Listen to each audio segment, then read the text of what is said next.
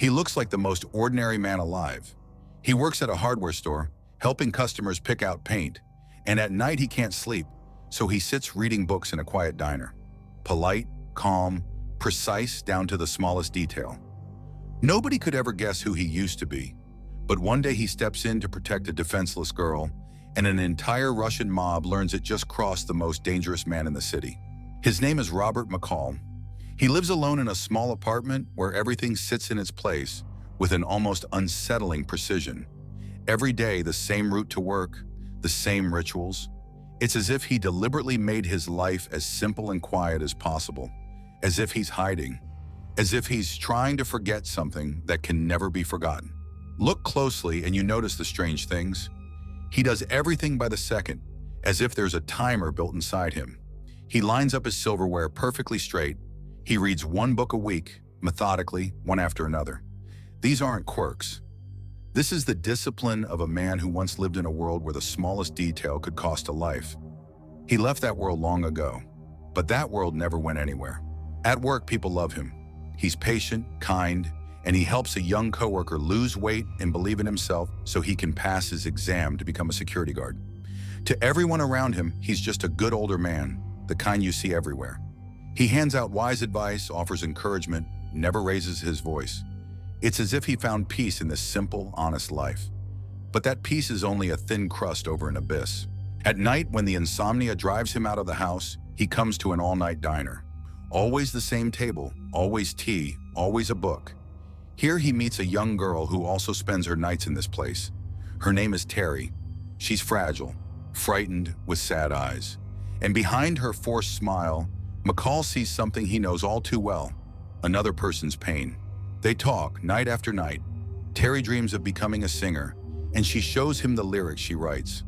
McCall recommends books to her, speaks to her like the father she seems to have never had. Between these two lonely people, a quiet, warm bond takes root. To him, she's like a daughter. To her, he's the only one who sees her as a person, not as merchandise. But Teri's dream is only a beautiful lie. In truth, she's the property of the Russian mob, which forces her to sell herself.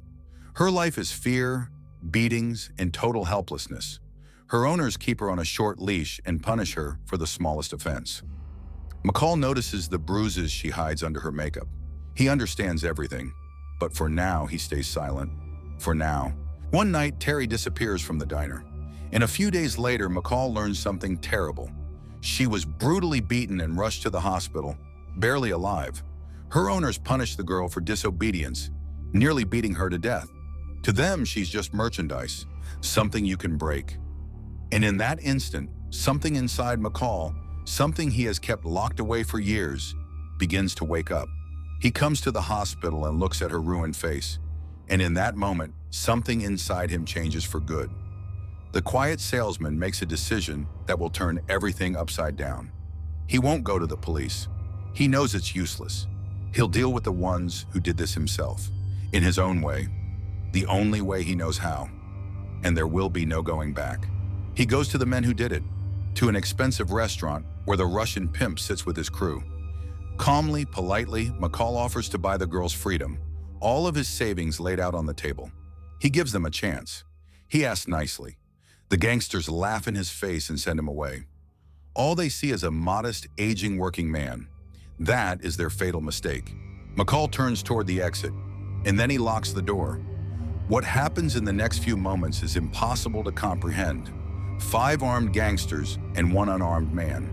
He moves with inhuman speed and cold precision. He times himself. 19 seconds and all 5 are dead.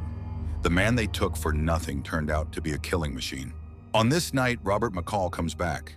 Not the salesman from the hardware store, but the man he truly was. A former intelligence agent, an elite operative, a man who officially does not exist. He faked his own death and walked away from that world, swearing never to kill again. But evil came to his doorstep on its own, and now he has no choice. Once he made a promise to his dying wife, to leave violence behind forever, to become a normal man. For her sake, he buried his past and all of his terrifying talents. For years, he kept his word. But looking at the beaten Teri, he understood there is evil you cannot simply walk past. And maybe his gift was given to him for exactly this, to one day stand between the predators and their prey. He doesn't know that with this one act, he has set off an avalanche. The dead pimp wasn't acting alone. He was just a small link in a vast Russian criminal empire that has the whole city in its grip. Drugs, prostitution, corruption in the police, money laundering, all of it controlled by a ruthless organization out of Moscow. And when word of the slaughter reaches its bosses, they fly into a rage. Who dared? From Russia, a man arrives in the city whose name is spoken with dread, even by his own. They call him Teri, though that isn't his real name. He's a fixer, an elite cleaner, sent in when order has to be restored at any cost. A cold-blooded sadist covered in tattoos, he kills without emotion and takes pleasure in it. The bosses are certain that Teri will quickly find and destroy whoever got in their way. Teri shows exactly who he is right away. To pry loose information, he tortures and kills without the slightest hesitation, leaving mutilated bodies behind him. To him, cruelty is a language, a tool, an entertainment. Even his own men are terrified of him. This is no ordinary gangster, but a true monster in human form. And this is the man sent to find the quiet salesman from the hardware store. Teri begins his investigation. He studies camera footage, interrogates, intimidates.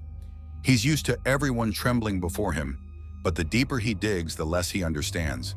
The killer of five left no traces, no motive, no name. This was the work of a top-tier professional. And Teri, a predator himself, feels for the first time a faint unease. He's hunting not a man, but a ghost. And McCall, meanwhile, can no longer stop. Once he took that first step, he starts to see the things around him he used to force himself to ignore. Crooked cops covering for the mob and shaking down honest people. Thugs robbing his co-workers. He begins to deliver justice where the law is powerless. Quietly, methodically, mercilessly. The city has no idea it's gained an invisible protector. When local thugs rob the store and beat his co-worker, McCall doesn't stand aside. He tracks down the robbers, gets back what was stolen, and makes it clear to them, once and for all, that this neighborhood is under protection now. To his friends, he's still just kind Robert, who wishes everyone good morning the next day. They have no idea what kind of nights he spends. But his real target is the entire Russian network, all of it. He decides not just to avenge Teri, but to tear this disease out by the roots. He studies the enemy the way he once studied targets on missions. Their locations, their money, their people, their weaknesses. He gathers information patiently and unseen. And then he starts to strike, one site at a time, bleeding the mob's empire dry.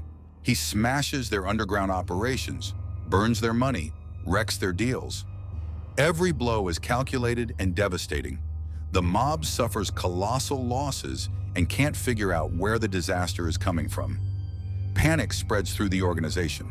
The bosses in Moscow demand results, and Teri is still chasing a shadow. For the first time in years, these all-powerful criminals feel what they spent years instilling in others, fear. McCall gets to the crooked cops too, the ones who fed off the mob for years and terrorized ordinary people. He doesn't kill them. He does something worse. He corners them, strips them of everything, forces them to play by his rules. He shows them what it's like to be afraid. The rotten system that seemed unbreakable suddenly starts to crack under the pressure of one man. Teri ramps up the pressure. He works his way toward McCall's connections, toward the people around him. He understands the ghost must have a weak spot, someone he cares about, and the sadist starts hunting for that vulnerable point to strike it. Storm clouds gather over the few people McCall holds dear, and now his quiet war threatens to reach the innocent. The investigation leads Teri to a truth that runs his blood cold. The man he's looking for isn't a hired gun or a rival. He's a former operative of the highest tier, a legend of the secret services, believed long dead. Teri realizes who the mob really tangled with, and perhaps for the first time in his life, a true monster understands that he's met someone even more terrifying than himself. The two predators finally meet face to face, for now without weapons, just taking each other's measure. On the surface, it's a calm conversation between two polite men, but beneath the words is assessment, calculation, the knowledge that one of them will soon kill the other. Teri is used to instilling terror with a single look, But the man across from him looks back without fear, and that rattles the sadist more than any threat could. The mob decides to finish McCall once and for all. They send their best men after him, set up ambushes, but every attempt turns back against them. McCall anticipates their moves a step ahead, as if reading their minds. He turns the hunt for himself into a methodical extermination of the hunters. The bodies of the goons are found one after another, and the rumor of an elusive avenger spreads through the city's criminal underworld. Teri is furious and desperate at the same time. His men are dying, the empire is crumbling, and the boss in Moscow is already displeased. The sadist is used to being the scariest man in the room, but now he feels like the prey himself. He goes all in. If he can't find the ghost, he has to force the ghost to come to him. And for that, he's ready to spill as much innocent blood as it takes.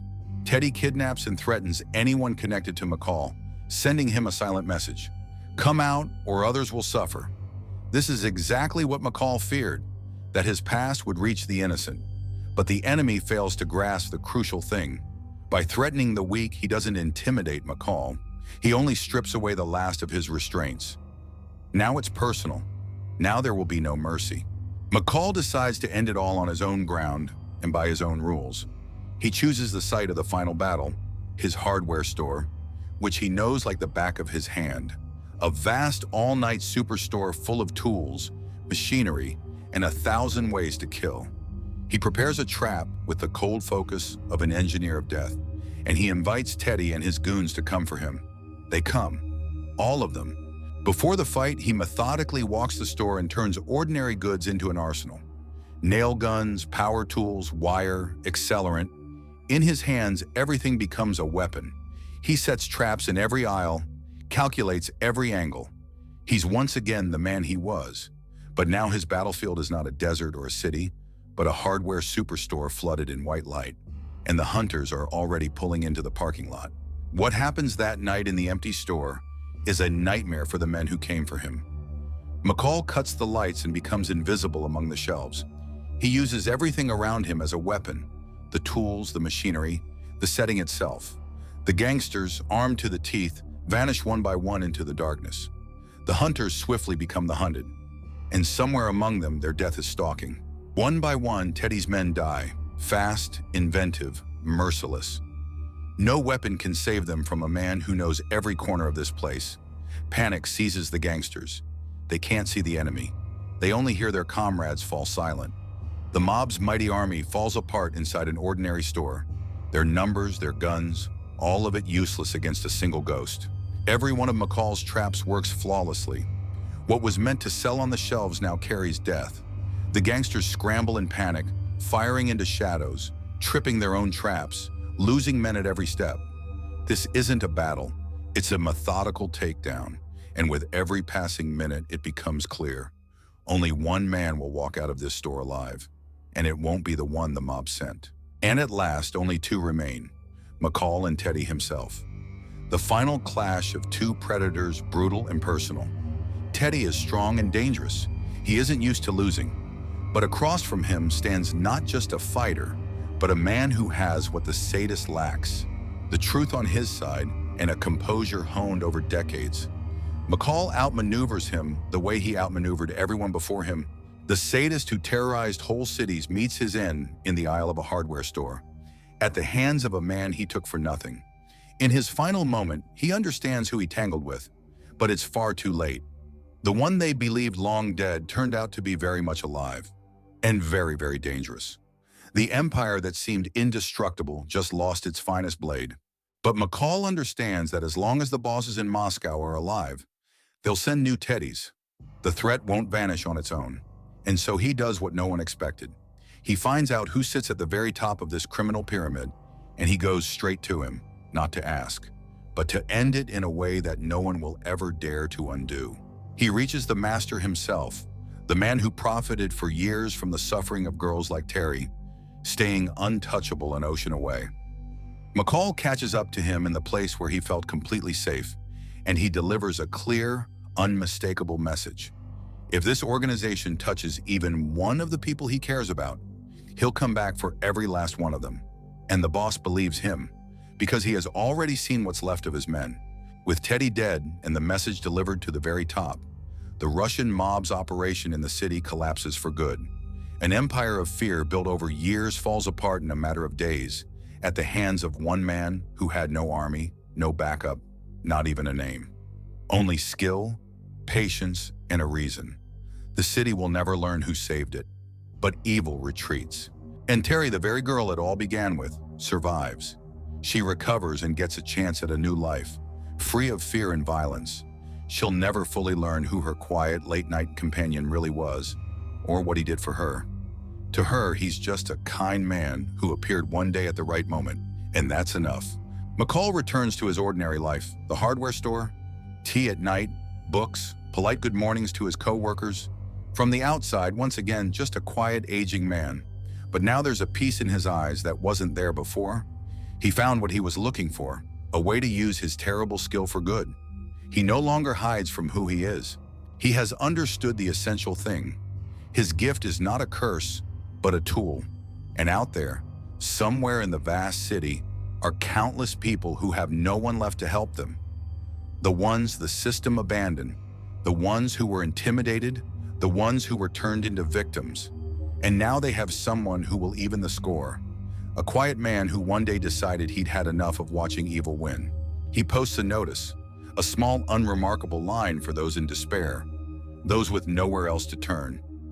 Anyone in trouble who can't count on the law now knows there's a man who will come. Not for money, not for glory, but because someone has to. And so the quiet salesman becomes the last hope for those who have no hope left. This is the story of a man the world chose to underestimate. The gangsters saw a weak victim, a harmless salesman, an old man with no claws. They picked the wrong one, and an entire criminal empire crumbled at the hands of a single man. Because the most dangerous creature on earth isn't the one who threatens loudly. It's the one who stayed silent for years and who finally has a reason to act. The men who beat Teri thought they were breaking just another defenseless girl. They could never have imagined that behind her quiet late-night companion stood a man capable of wiping them off the face of the earth single-handedly. They crossed the wrong man, and they paid for it with everything they had. Sometimes justice doesn't come in the form of police, courts, or the law. Sometimes it comes in the shape of a quiet, aging man with a book in his hands who simply grew tired of watching the innocent suffer. He didn't go looking for this war, but when it came to his doorstep, he turned out to be the last man anyone should have crossed, because he is the